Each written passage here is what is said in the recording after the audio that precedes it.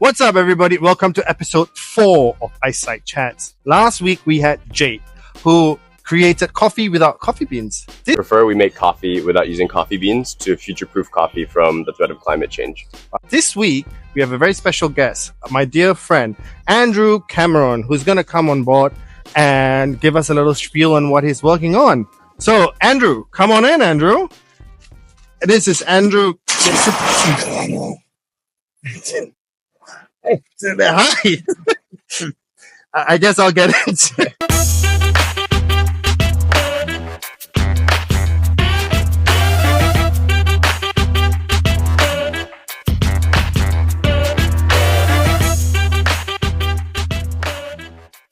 Andrew, welcome to the show. Thank you guys for having me. How are you? Yeah, great. Good. Yeah, really. I'm not gonna say anymore. Andrew, could you please tell us about your startup? Tell us what you're doing. Tell us a bit about yourself. Yeah, of course. So my name's Andrew Cameron, as Yad's already shared. I've founded a company called Enzyme, and we're a hands-on consultancy that specializes in solving all sorts of food and tourism problems across Asia Pacific, largely in sustainability. Okay. If it helps, I'll reference your last 3 episodes. Yes, please. To kind of give a bit of better context of what I do. So, your first episode was with James. Yep, that's correct. So James spoke a bit about fractional roles, CXOs. So a lot of the work I do is probably like a fractional chief sustainability officer or a chief procurement officer or an F&B specialist coming into all sorts of companies. You can reference the episode here. Can we do that? Yeah, okay, 100%. Right there. Episode 2 was with Daniel. Okay, yeah, that's right. Daniel Hopper. Daniel spoke about a new wellness product that he was developing. So within the tourism sector, I'm doing a lot with like eco resorts and wellness. And actually helping connect those products to programs that they're developing. Awesome. In hotels as well. So episode would be here. Okay. Right there. Yeah, great. And you just had Jake as well. Correct. Jake. So a lot of the people with my team all come from the food and beverage industry, but we've got a bit of extra behind us as well. Yep.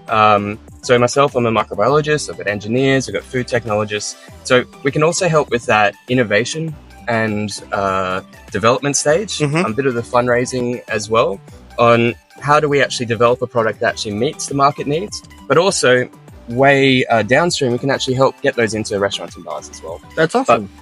But every single product is different, every single region is different. What we do is we actually adapt our solutions to the problem, and we weave the resources in to make sure that the solutions are sustainable and profitable and commercially viable at the end. So a bit more about my background. We share a very similar background. Yeah, we actually do. It's probably why we're so comfortable bathing together so regularly. In different tubs. Yeah. Okay. But we both started down a conventional path. Exactly. We then went into the wild world of hospitality to develop our soft skills, our creative problem solving, our work ethic, and then we've come out the other side just working out how we actually blend all of that together. So for you, it was teaching. Yep. Then hospitality. Yep. Into the world of hospitality. Exactly. And now you're developing this and much more, where you're developing ecosystems for growth. Correct. Whether it's professional, personal, with a holistic approach. I was a biologist. I was going down that biology path, entered the world of hospitality and worked out how to blend it all together. And I've come out with a systems approach to problem solving for sustainability. That's awesome. That's really cool. Right. Look, I'm going to ask an additional question because me and Andrew share a very similar category in our life, where it's hospitality. If you were to say in a very, very small, simplified version, what do you think hospitality has taught you to take whatever you're doing right now to another level? Yeah, it's taught me to connect. Exactly, 100% connect. I think that's really important. Thank you, Andrew. Thank you for that. Thank you, Yad. I'm going to get in, so I come down to close the door. Oh my God, every single time. It's not that bad. Man. It is not that bad. Okay, we're here. Yeah. So Andrew, first question. I had a very interesting conversation a while ago with a friend. Yeah. So I met him. It's like, hey man, how you doing? We're good. And then he was like, hey, I want to start a business. I was like, yeah, 100%. Go for it. Like, do it, man. Yep. So haven't seen him for a while. So the other day I checked back with him. Hey, what's up, man? How you doing? How's the business coming along? And his reply was, it's on the way. I'm just trying to get the business registered. Yeah. That being said, what do you think are two main factors that actually delays the process of starting a startup or an entrepreneur to getting a business up and running? Yep.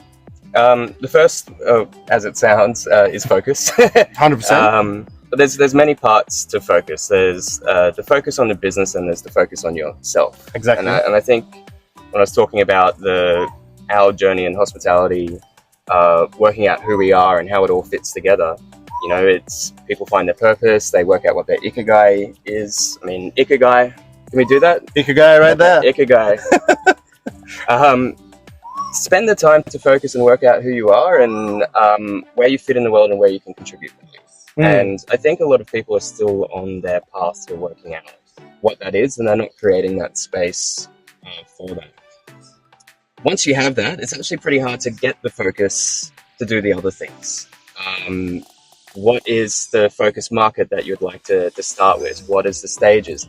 Working out how to register a business, especially here in Singapore, is not difficult at all. 100%. It's like, I think we're number 7 in the world now to set up startups. So it's not hard. All the information is out there. So your friend doesn't really have too much of an excuse. That's true. He's lacking focus. 100%. So focus on self, and then focus to actually pull everything together to actually execute. The second piece would be courage. Okay. It takes a lot to leave something that's comfortable and dependable and clear to take a risk and back yourself at the end of the day, to align with who you are and take the leap into a new world. And it's not going to be comfortable, but it's worth it. And every discomfort that you have and everything that you have to brave to get past is an opportunity for growth. And yeah, I mean, there's a great book on creativity by Julia Cameron by coincidence. Wow. It's called The Artist's Way, and she's got a quote that she likes, and she puts it on her desk, and it's leap and the net will appear. So sometimes when you have the courage to do something, you just find that things start to fall in place. But if you never take the leap, or it's like Indiana Jones, right? Yeah. It's like that. Take that walk across the bridge, and you'll find that things are all okay. Hey guys, so thank you so much for that. Leap and the net will appear. I'm going to remember that. It's good. Jumping on to our second question. Very interesting quote that I heard was, creating a plan is easy. Doing the plan is easy. Sticking to the plan is not easy. On that note, what do you think are the two main factors that lead to a startup's journey's end? Yeah. So it ties in nicely to my last answers. Thank you very much. But a lack of resilience. So you need to back yourself to keep climbing the mountain even though you're getting bruises and cuts and grazes. So well said. Yeah, you need to keep going. You need to believe yourself, and you need to work out how to reframe that as every bit of feedback loop is an opportunity to grow. Now, if you're going to just fall over and complain every time everything's not going perfectly, you're not going to get far, you're going to give up, you're going to get in the wrong headspace, and it's all going to fall apart. You're going to give up on yourself just because you didn't have the foresight or the adaptability to work with the challenges that were ahead. The second is flexibility. Interesting. Lack of flexibility. A big part of the work I do is like working with dynamic, complex systems, and it's actually working out that you need to move as the system with the system, not try and control the system, right? Okay. The nature of the world is that things are just going to continue to change, and once you accept that and you learn how to dance with the complexity and embrace the complexity more, you'll start to see how to, Wayne Gretzky's, they're going to go to where the puck is going, right? And actually evolve the widget that you have in your head or the idea you have in the head with the resources that are becoming available or how society is moving. Otherwise, I think Jake talked about it as well, is like people just get stuck on their product and that product can go stale quite quickly. You need to be able to let your product grow with all of these feedback loops and the negative feedback, the positive, the way things are going, the new resources, the new knowledge that you accrue. You need to let your company, your product, your service grow with the ecosystem that you're working in. Oh, that's awesome. Well, remember, guys, so resilience, I'm going to do this, and flexibility. Wow. 2 main components. Awesome. All right. Woo! Well, we are only half in, so I guess we need to get our better half into the cold water, my friend Andrew. I was hoping we wouldn't. All right, I'm going to get my shoulders in. But mine's colder, so. Okay, yeah, he's just cold. That's fine. Oh, he's going for it. Yep. Let's go. Oh, Courage. There you go. Resilience. I can barely see you. Hey, mate. All right, Andrew. We have a very, very unique question from Jake Berber from Prefer Coffee. So he left you a question. What was the best question that you have ever received and why? Yeah. It's a question that I've come across quite recently, actually. Oh, really? Okay. Yeah.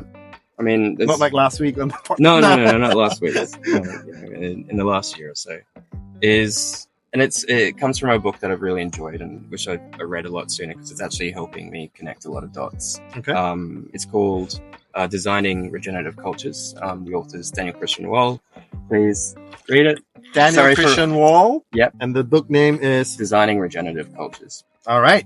So Daniel's really leans into the idea that questions and living the questions deeply is a really good way to actually develop your mental framework. So within his book, he's actually got a lot of questions layered throughout there. Oh, wow. Okay. And one of the questions that I really resonated with, among many others within there, was how do you cultivate resilience in a changing world? And I think that kind of ties back to what we've already chatted about today. It's like, how do you develop a mindset and how do you develop the way that you do things to be able to move with change and not just end up with, paralysis to take the lead just because things aren't absolutely clear. Got it. Things will never be perfect. Things will never be absolutely clear. So just take the leap and move with the system, do the best you can, and just learn how to dance with it. Don't just sit there and do nothing. Just do. Awesome. Thank you so much. Thank you. All right. And to complete the show, we would like you to leave a question for the next founder. Okay. Thank you. All right. Well, I'm hoping the next founder is a rose amongst us thorns. I've noticed that there's four gentlemen so far. So thank you. So my question would be to the next founder, how do you value diversity within the environmental and the social context? And what traits are you most proud of for overcoming adversity? All right. Next founder. Questions right up here. Remember, so we will definitely catch the next founder on the show next week. That being said, guys, we actually have a lot of people coming on the show for the next couple of episodes. So keep them coming. Vote for your friends that that you think that could be on the show. And thank you so much, Andrew, for being on the show. Yeah, thanks, man. It has been amazing. Till next time, we'll see you guys. Have a great week. Let's go, Andrew. Thank you. Boom. All right, we're done.